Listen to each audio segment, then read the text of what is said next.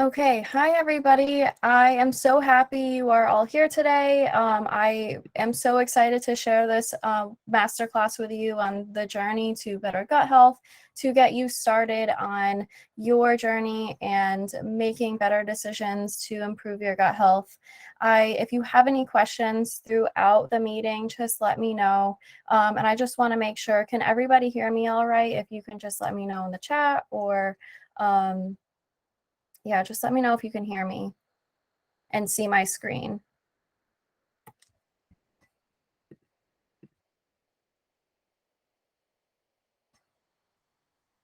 Can you guys hear me okay?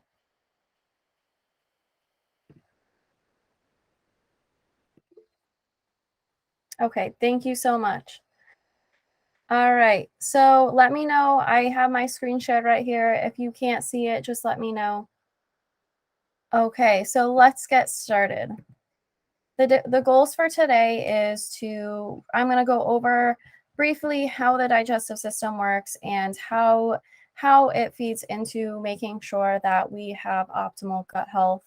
And then I also want to talk about some of the factors that may be impacting the health of our gut and where we get started when we're on that journey to improving our gut health.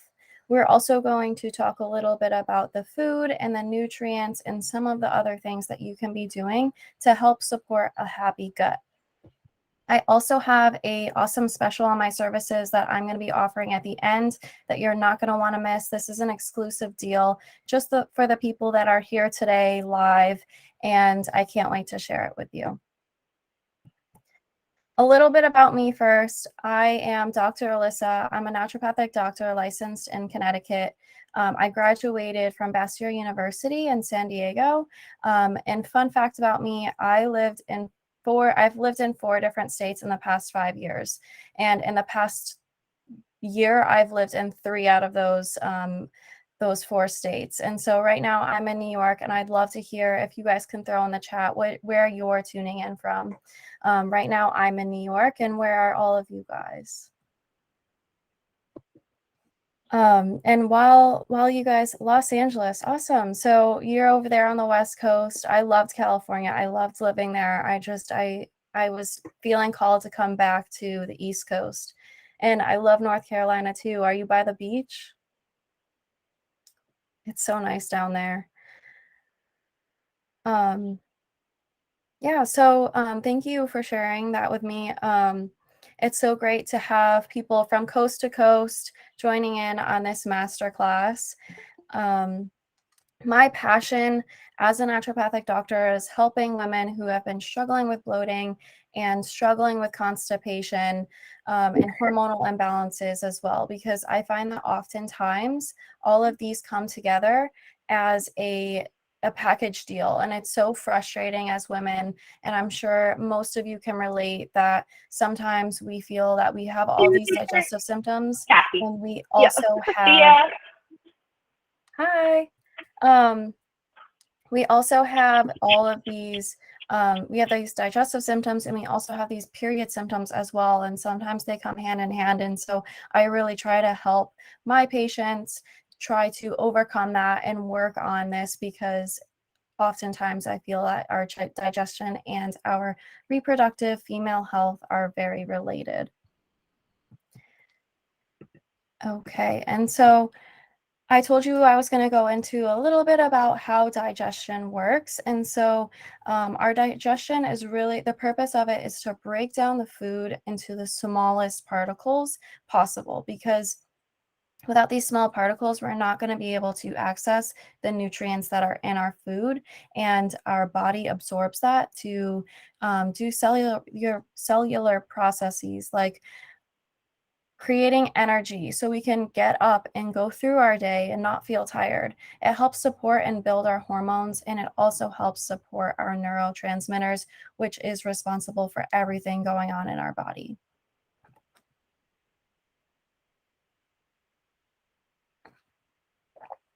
And so there's so many things that impact our gut health, and it's impossible to control it all.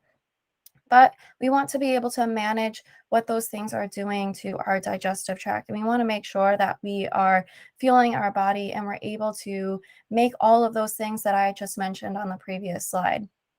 So, common things that impact our gut health can include infections, whether it be food poisoning or chronic infections like EBV or mono, and even toxins. So, I'm sure you've heard of BPA, which is a chemical found in plastics. And we always talk about how there's the reproductive consequences to that chemical, but it also has impact on our gut health as well.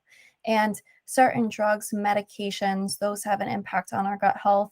And stress has a really big impact on our gut microbiome and even the inflammation in our gut. Eating more inflammatory foods. And so when I say that, I mean more packaged and processed foods with a lot of additives and preservatives and fast foods as well. Eating foods that you're allergic to. So, food allergies can cause issues for gut health and food sensitivities, which they are very different. I'm not going to go into that in this talk, but there is a difference between food allergies and food sensitivities. And if you want to learn more, I would be happy to answer some of those questions. But coming into contact with all these things causes inflammation in our body and it causes damage to the cell linings and it allows substances to enter our bloodstream. Because if we looked at this picture right here in this previous slide, our nutrients get absorbed right here. And all of these little red things right here, those are our blood vessels coming to pick up the nutrients. And so I'm not sure if you've ever heard of leaky gut, but sometimes the cells can break off and come apart, and it lets in bigger substances that shouldn't be in our body. And that includes things like bacteria, yeast, fungi, undigested food particles, even, and parasites as well. And so that can all cause inflammation in the rest of our body and not just our GI tract, our digestive gastrointestinal tract. It could come up as things like acne. It could come up as eczema, even autoimmune diseases as well. And so when the gut is inflamed, there's going to be improper absorption of nutrients and there's going to be more antibodies being produced, which means there's going to be more things attacking our body and causing an autoimmune reaction. And if we don't improve our gut health, we're going to be more at risk for other health consequences and other things. So things like anxiety and depression, because you aren't absorbing the nutrients that you need to build the neurotransmitters, and hormonal imbalances as well, because you're not, like I said, with anxiety and depression, you're not absorbing the nutrients that we need to build those hormones.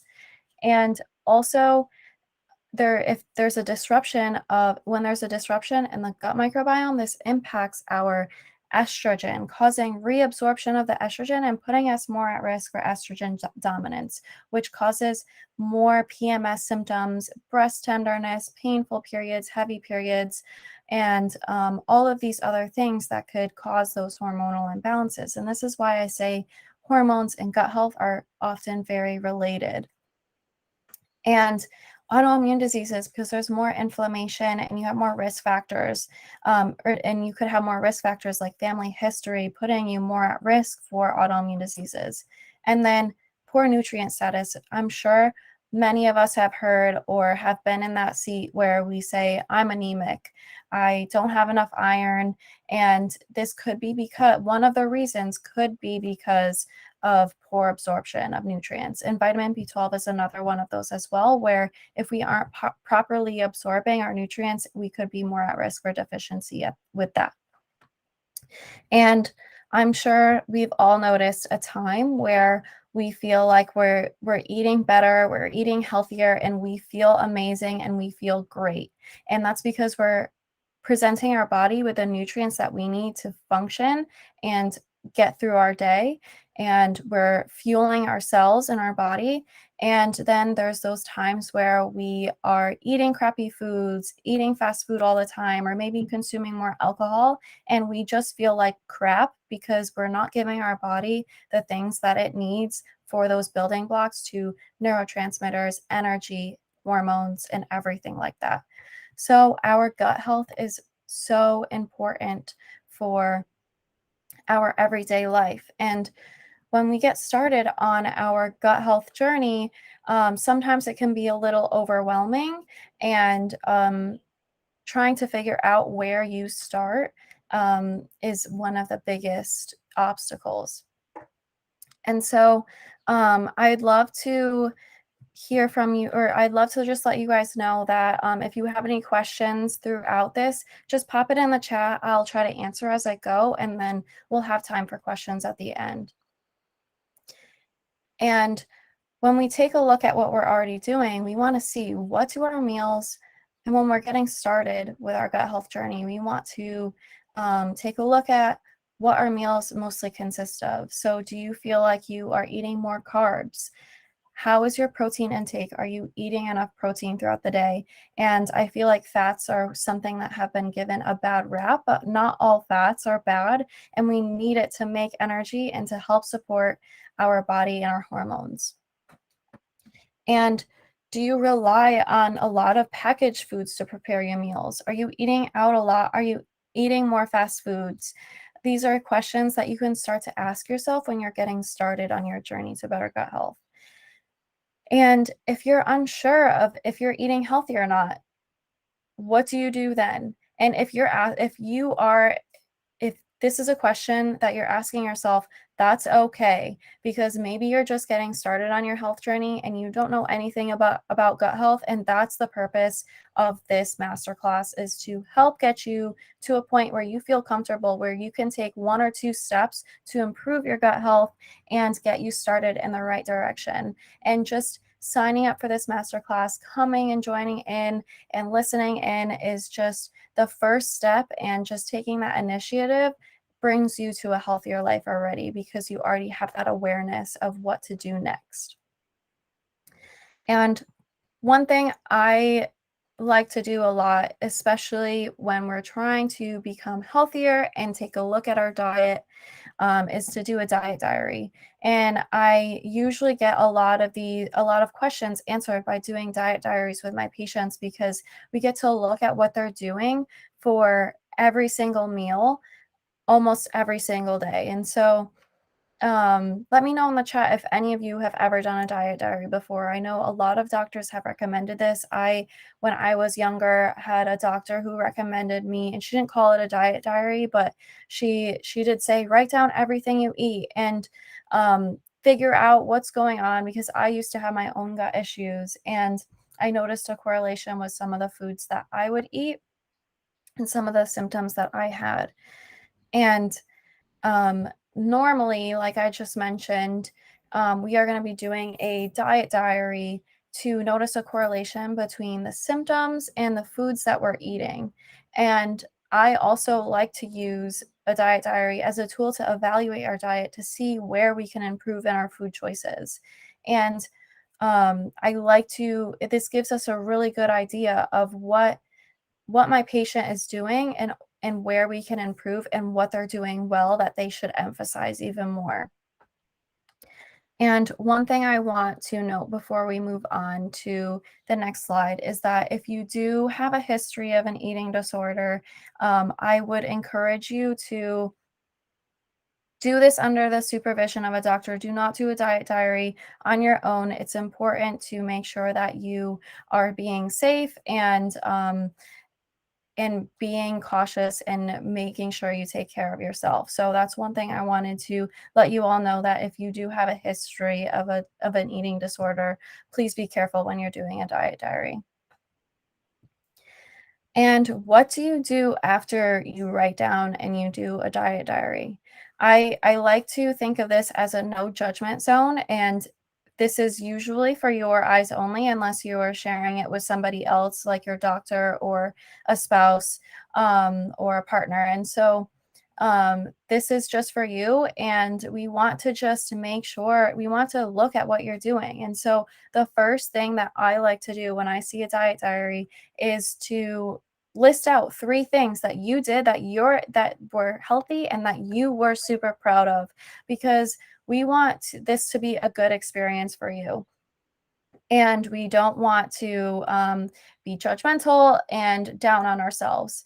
But then we are going to look at some things that you can maybe improve on. So, are you having soda with every meal? Did you get fast food 2 or 3 times throughout the week? And maybe you can add in more vegetables. And so that's where I like to look at those unhealthy options or things that you think you could improve on and try to replace them with better options. And so in this next slide right here, we have an example of a diet diary where someone was having some oatmeal with sugar for breakfast. And some things that I would suggest to replace that out is making sure that you're having some healthy fats and having some protein with it and getting some antioxidants from the berry, just enhancing that meal that you already are eating. And the turkey sandwich, which was great, but then they're having chips and soda with it, and maybe replacing that with hummus and carrots and a flavored seltzer water. And then at dinner, having pasta and grilled chicken. We don't want to hate on pasta here, but we also want to make sure that we're eating our fruits and vegetables and we're balancing out those carbs with something else. So adding in more vegetables like asparagus or broccoli with that fettuccine alfredo. And so that's where I really like to start with my patients is taking a look at what they're already doing and trying to figure out what areas we can improve on and what they're doing great already so we can emphasize that. And making sure that we understand that change doesn't happen overnight. We can't drastically change our lifestyle within a day. And so habits take time to build and motivation has ebbs and flows. And so when we try to start something new, we end up having a lot of motivation and a lot of excitement, and we can't wait to make all of the changes. And one area that you see this happen a lot is with New Year's resolutions. We are all so excited to make New Year's resolutions and think that we are going to make all of these changes all at once overnight into the new year. And sometimes that excitement fades and so does the motivation. And then, especially if we're not seeing the progress that we wanted to get out of it, then we end up falling off. So, and let me know in the chat if any of you have ever experienced this, because I know I have, where I felt like I was trying to do so much and change so many things, and it ended up not really working because I wasn't building on small goals to work towards my end goal and work towards better habits. And one way I like to think about this is I recently was listening to a book. I'm not sure if any of you have ever heard of the compound effect. It's a book. I'm not sure who it's by, but I wasn't really in love with the book, but I liked the idea behind it because it talked about how you can create smaller habits and create smaller goals to build on each other to work towards that end goal. So I like how this little picture right here is like you're kind of building up and working towards that end goal. And so that's how I like to think about that is when we're starting something new, not trying to make all of the changes at once. And maybe if you are trying to have a cup of water before your morning coffee, trying to do that 2 out of the 7 days of week for at least 2 weeks and then building on that. And if you do it more, then you're going to be way more excited and you're going to want to continue with that goal and that lifestyle. And so that's just a small example.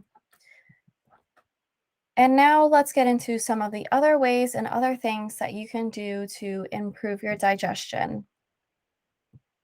One area that I really like to look at, especially with digestion, because I feel like it's overlooked sometimes, is your nervous system. Because our nervous system it's regulated by our digestion is regulated by our nervous system, and they're so intertwined that if we aren't supporting our nervous system, then we're going to have issues digesting food. And so we do have this nerve right here, this vagus nerve, which goes all the way from your brainstem all the way down to your stomach, and it innervates the majority of your digestive tract. And it's a parasympathetic nerve, which means we need to be relaxed and in a rest and digest state in order for it to be active and help support optimal digestion. And so, in order to support the nervous system and support this nerve and make sure that we are in a calming state before we start to eat our meals, is by doing meditation with some deep breathing. That's a really great way to activate that nerve. Gargling water also, which is kind of funny that this actually helps, but it activates the nerve and it helps with digestion. Singing also is a really great way to help activate that nerve. And then eating with family and friends, because when you are eating and enjoying the time with the people you love, you're going to be naturally more relaxed. And another way to support your nervous system is to keep the nervous system from guessing. You don't want to keep the nervous system guessing on to when the next meal is coming from. So I always advise my patients to schedule regular meal times. And so if we are having sporadic meals throughout the day, this keeps our nervous system in fight or flight. And our body's going to wonder when our next meal is coming from, because back in the caveman days, they had to hunt and gather their food, and they weren't sure. Sometimes they weren't sure if their next meal was coming or not. So our innate response to when we don't get food is to be in that fight or flight, because we're not sure when our next meal is coming from. So it's really important to support your body in that way to make sure that we are balancing out our nervous system. And also noting that eating at certain times has a really big impact on our circadian rhythm, which I'm going to be going into on this next slide. The circadian rhythm is our internal clock, and it regulates the release of hormones and functions in our body. And every single cell in our body follows the circadian rhythm. And it's a really big regulator of everything going on. And one of the biggest regulators of it is, or some of the biggest regulators of this circadian rhythm, is the light dark cycle. So when the sun rises and when it sets. And then there's also internal and external cues. So one big one that I'm sure many of you have heard of a lot is melatonin. This is a hormone that helps support their circadian rhythm. It helps with sleep, and it's released at night to help us sleep throughout the night. And so this is one of the biggest regulators of the circadian rhythm. But there's also external cues, meaning things outside of us, outside of our body, that help regulate the circadian rhythm. And meal times is one of the biggest external cues for circadian rhythm. And this is just a little overview of some of the things that go on in our circadian rhythm that controls all of the functions in our body. So our cortisol starts to being secreted at 6 in the morning, and then it slowly rises, and then we have our peak alertness at 10 a.m., and that's when it's supposed to be its highest.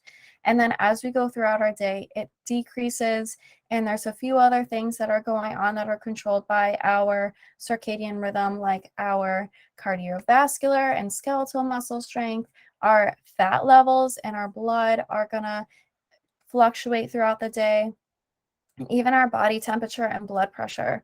So one thing that we always noted in when taking blood pressure is that if we're seeing a patient around 6 or 7 or 8 o'clock at night, their blood pressure is going to be a little bit higher than it would be if we took it at 9 in the morning. So taking note of that, and then we get into around 9, where our melatonin secretion begins, and then we are getting our body ready for sleep and reset throughout the night. And this impacts digestion in such a big way. And like, what does all of this have to do with gut health? So your cells in your intestinal wall follow the circadian rhythm, because like I said, every single cell follows the circadian rhythm. And so when we eat outside the normal eating hours, when we're eating sporadically throughout the day, this can really mess up our internal clock. And so it can push back your sleep time. So you feel like you always go to bed at 9 o'clock at night. And then some nights you feel like you get to bed and you can't fall asleep for hours, because your clock is no longer in sync, and it has the internal clock has the ability to cause changes to the microbiome, especially if you're eating at late at night, because it's going to mess up the internal clock and it's going to cause dysbiosis, and it's going to end up messing with the circadian rhythm. And so keeping meal times at a regular time to help support your nervous system and keep you out of fight or flight, but also helping support your circadian rhythm, because this is a really important process of our everyday life, because every single cell is following this, and it's really important for our sleep and wake cycle. And then we want to make sure our digestive system is working properly as well, because without looking at digestion, um, what's the point? Because I mean, this is what it's all about. And how do you do this? One one thing that I get asked a lot is, how do I help with constipation? Or how many times a day should I poop? And so we should have at least one bowel movement a day. And so if you're not going one time a day, then this could be, we want to look at the root cause of that, but there also could be some dysbiosis that this could be causing. And like I said earlier, we can get some hormonal imbalances from that because of the estrogen being reabsorbed into our body. And so one way to make sure that we have regular bowel movements is to stay hydrated. We want at least half of our body weight in ounces per day. And I know that a lot of us are guilty of not drinking enough water. So I'm going to say right now, let's just all grab our water and just take a sip to make sure we're hydrated for today.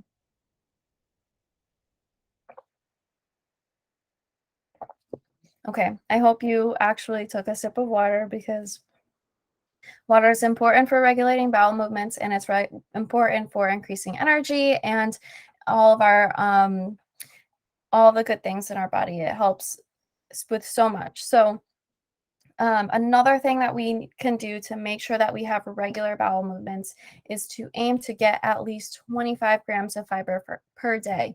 And we can do this with fibrous foods. So chickpeas, oats, fruits and vegetables, making sure that we're eating some lentils or beans or peas, because these all are high in fiber. And I'm sure we all know from TikTok, the internal shower, you also can get your fiber from chia seeds. These are a really great fiber source. About 2 tablespoons of chia seeds have about 6 grams of fiber. And this is a really great way to help support your bowel movements. And you don't need to chug the water, but this can be a really great way to help support regular bowel movements. And then making sure that we're getting in enough probiotics and prebiotics, because these are really important at helping support our gut microbiome. And then supplementing magnesium or fish oil. These can be really helpful with constipation as well. And then things like contrast showers are really helpful. Exercise and yoga for constipation. If you've ever Googled yoga for constipation, there's a ton of awesome videos and YouTube videos that walk you through how to do yoga that will help with constipation. And this is important because it helps bring blood flow to the area, and it helps get things moving in your digestive tract. And of course, with naturopathic medicine, we always want to address the root cause. So if you're doing all of these things and it's not working, then we need to look at why the constipation is coming up for you. And even if some of these things aren't working, there could be an underlying cause that we need to take a look at. So, as always, make sure that you address and try to reach the root cause. Another thing that I really like to do while we support the digestive tract is making sure that we involve all of our senses. And so, what many people don't realize is that the first part of digestion happens before you even put your food in your mouth. I'm going to say that again.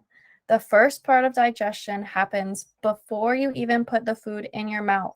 So this comes with the cooking of the food, all the smells and the sounds.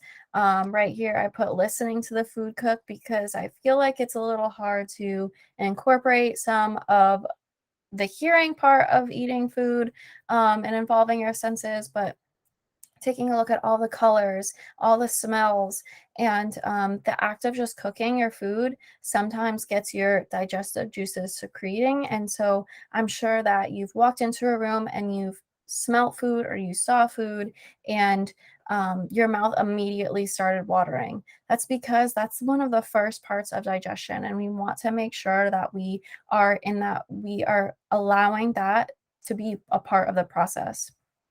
And then when we're eating the food, taking note of the flavors and the textures. And one thing that I'd like to note here is that sometimes if we're getting takeout, we're missing some of the smells and the other acts of cooking that get us primed for digestion. So making sure that you're plating your food and putting it in a presentable way so you can start your that starts jump starts your digestion. And so this helps the release of the digestive enzymes throughout your whole digestive tract. So, in your stomach, in your small intestine, and even in your mouth. And these are really important to help break down your food. There's also so many nutrients that we're going to go into right now that help enhance the healing of your gut and help enhance gut health as well. And so vitamin D plays such a big role in our whole body. So it plays a role in our hormones, it plays a role in our immune system, and it also plays a role in our digestive tract. So this help maintain that vitamin D helps to maintain the balance of the gut microbiome, and it works to help maintain the barrier between our digestive tract and the rest of our body. And that's really important because if we don't have that barrier, like I said earlier, we're going to be having more things like undigested food particles, bacteria, parasites, or even yeast entering into our body and causing more inflammation. Vitamin D also has antimicrobial activity. So that means it's going to kill off any viruses or bacteria that come into contact with our digestive tract that is not supposed to be there. And when we do have a deficiency of vitamin D, this weakens the barrier in between our digestive tract and the rest of our body, and it weakens those tight junctions. So it makes our body more leaky, like I said, so it doesn't keep that barrier tight so things can't get in. And I encourage everybody to get their vitamin D levels checked by their doctor to make sure that you're getting enough to support your overall health and to support your gut health. I like to see it around 60 because this is where I feel people are feeling best. And if you're struggling with fatigue, if you're struggling with muscle weakness, muscle pain, or you find yourself frequently getting sick, this is something that clues you in that you need to go get your vitamin D levels checked. It's really important to help support your immune system, and especially if you're struggling with an autoimmune disease, so like Hashimoto's thyroiditis, if you are struggling with rheumatoid arthritis, psoriasis, multiple sclerosis, lupus, vitamin D helps with regulating the immune system and helps and is often depleted in those conditions. And so if you're having issues with digestion and you're having issues with autoimmune diseases, you may want to get these levels checked. And vitamin D is also a fat soluble vitamin. So if you already are having issues with digestion and you're not absorbing enough fat, then you're going to have issues absorbing vitamin D and you're likely going to be deficient because one of the sources that we get our vitamin D is from the sun, but there also are food sources as well. And if we aren't absorbing our nutrients, we're going to have a hard time absorbing vitamin D. Another one of my favorites is glutamine. Glutamine is an amino acid that is used by our immune system, our GI tract, our kidneys, and our livers. And our GI tract is one of the biggest users of glutamine in the body. And so oftentimes when we see more inflammation and we're under stress, our digestive tract uses a lot more glutamine and is often depleted. And so cells in the GI tract need glutamine as fuel. And so when we're helping somebody heal their gut lining and helping restore and bring back that barrier in between our digestive tract and and the rest of our body, is that we need to maybe supplement with some glutamine, and it could be damaged over time and our gut lining could be damaged over time from things like food, allergens, stress, inflammation. And so glutamine really helps to reverse all of that, and it supports our body in so many ways. And so some sources that I like to use is bone broth or eggs, tofu. Beef is also another source of glutamine, but my favorites usually are bone broth from a good reputable brand, and supplements as well. So there are some powders that you can put in water, and this gives you some supplemental glutamine and helps heal and restore the gut. And there's also shellfish are also really high in glutamine. So if you do end up looking for a glutamine supplement, make sure you are getting a shellfish-free version if you are allergic to shellfish.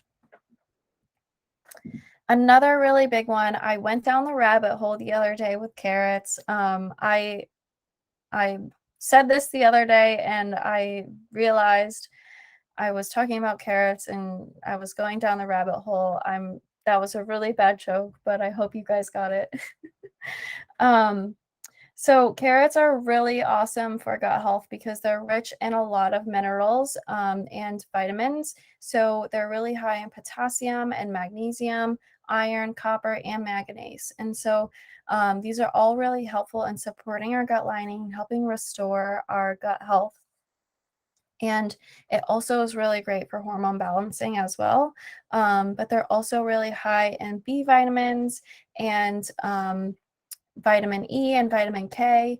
And they're also high in beta carotene, which is the precursor to vitamin A. And so there's a lot of antioxidants in carrots, and it helps with oxidation. And vitamin A is going to get converted, or beta carotene is going to get converted into vitamin A to help support immunity and help support the immune system and your digestive tract. And it's going to help protect against pathogens, so bacteria and viruses that shouldn't be in our digestive tract, and oxidative damage, so inflammation. It's going to help support that. And so studies have shown that even just drinking carrot juice can be very helpful for our gut health, and even non-clarified carrot juice contains enough fiber to help support the gut microbiome as well. So I like to add carrot juice into my smoothies, and that's just a really great way to get in all of these nutrients to help support gut healing and also get in fiber that helps support healthy bowel movements. Another one of my favorites is short chain fatty acids. So this helps with the inflammation in our digestive tract, and it helps also. Short chain fatty acids are the energy source for the cells in our large intestine. So actually glutamine is the source for energy in our small intestine, and then short chain fatty acids is a fuel source for them in the large intestine. And so it's also very anti-inflammatory. It protects against microbes like bacteria and viruses that shouldn't be in our digestive tract. And it also helps support the barrier in between the digestive tract and the rest of our body. And if we see inadequate or not enough short chain fatty acids, we're going to have symptoms that correlate with dysbiosis. So more constipation or diarrhea. We may have some more bloating. And then inflammatory conditions like autoimmune diseases, and then poor barrier function as well. So leaky gut will show up. And so some of my favorite sources of short chain fatty acids are MCT oils or ghee, and then resistant starches. So this just means that it's a type of starch that doesn't get broken down in our small intestine, and then the bacteria get to break it down in the large intestine and into that short chain fatty acid, and then our large intestine gets to use that as fuel. And so these are things like green bananas, oats, beans, and then rice that is cooked and then cooled and then ate. Um, this helps build up the resistant starch that's present in the rice. And so green bananas, even if you eat the peel, actually, fun fact, if you eat the peel, it has some resistant starches as well. So I like to wash them, cut them up, freeze them, and then put them in my smoothies. And another source of short chain fatty acids is high soluble fiber foods. So chickpeas, beans, lentils, and oats as well.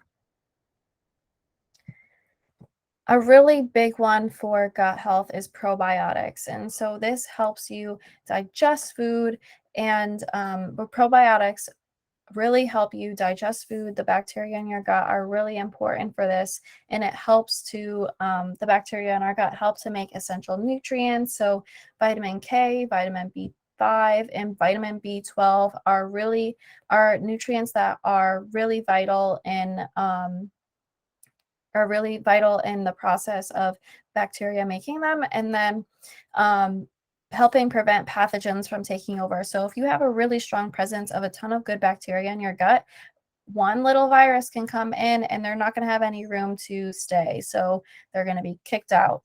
And it also helps with the immune system too, and the barrier in between your digestive tract and your body is another really important action of bacteria in our gut. And so there are so many things that can throw off the bacteria in our gut, and stress can be one of the biggest things. And so just working on your stress and also increasing the sources and making sure you're eating enough probiotics in your diet as well.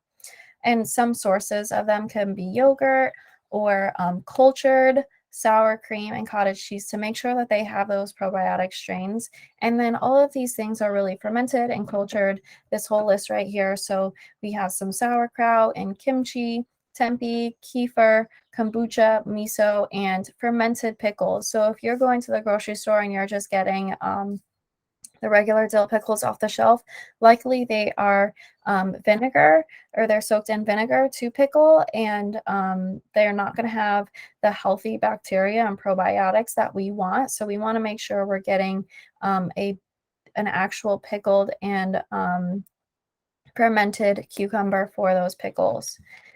And these are really good at helping support our microbiome.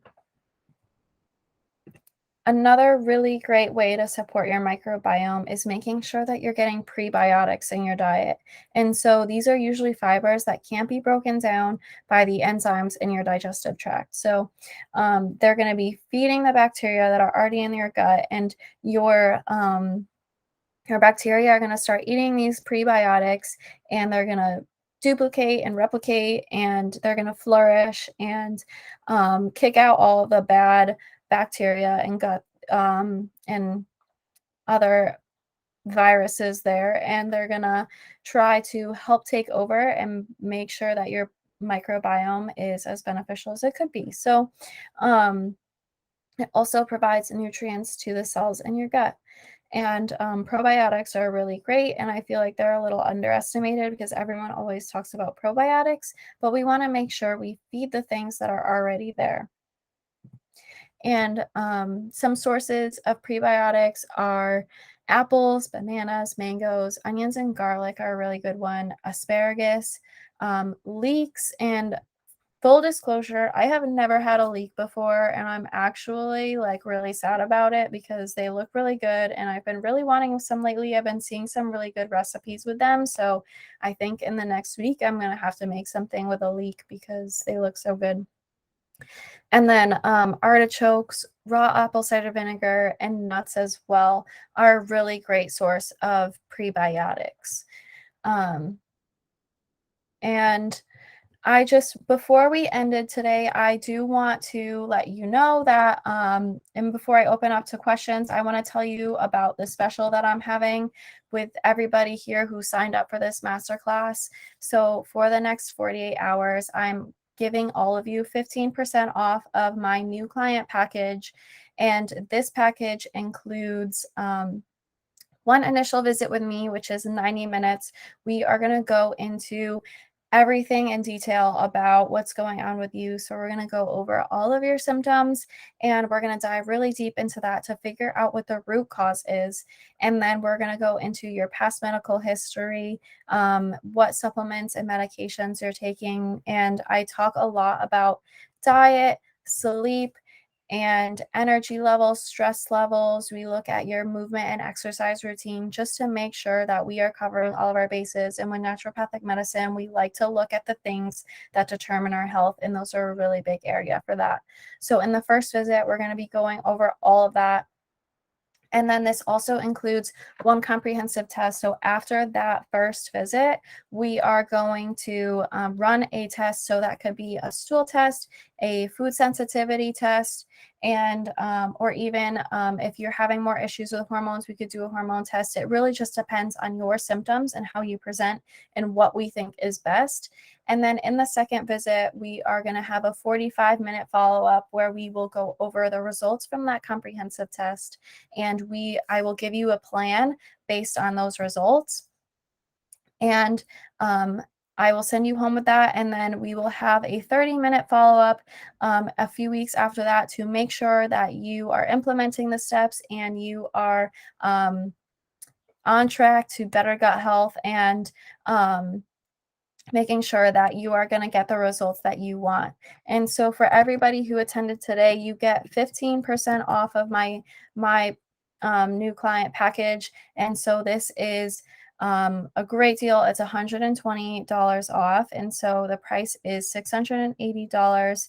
And I'm going to put the link in the chat if you would like to book. And the first two people to book with me get a free extra 30-minute visit. So if you are interested in it, make sure you book soon because the first two people to book will get an extra visit. And when you do check out, make sure you use code GUT15 to get the 15% off. And this is only available for the next 48 hours. Now I would like to open it up for questions. Thank you all for being here, and let me know what questions you have.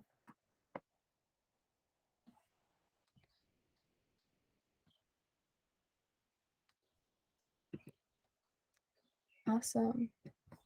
I hope you all enjoyed this masterclass. I'd love to hear some of your feedback and some of the things that you loved.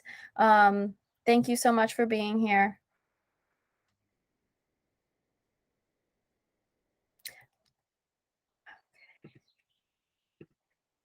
Okay, if there's no questions,